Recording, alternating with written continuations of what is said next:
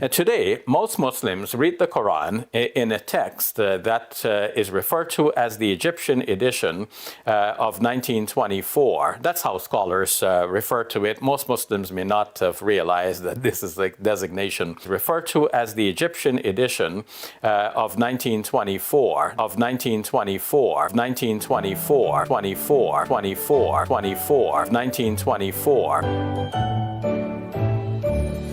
Happy birthday to you. Happy birthday to you.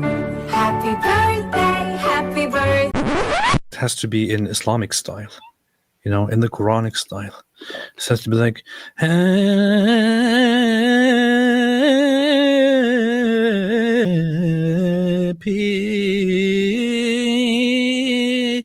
birthday.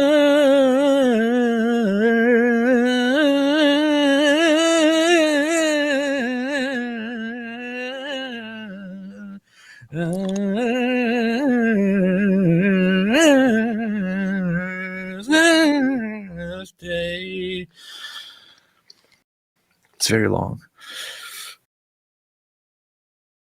This is the Hafs, there's the Warsh.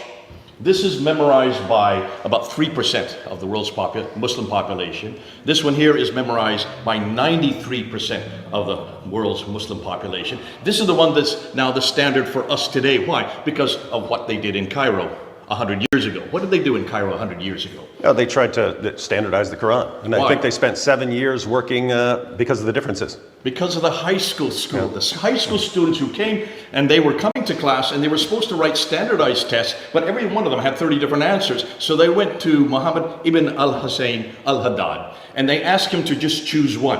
He chose this one. Why do you think he chose it? Do you know, David, why do you think he chose that one?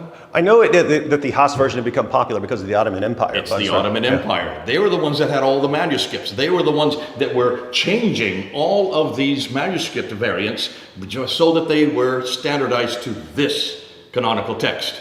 That's why Dan Brubaker, who has found 4,000 of them, all of them are now standardized to this text. He had to choose that text. What did they do with the other 29?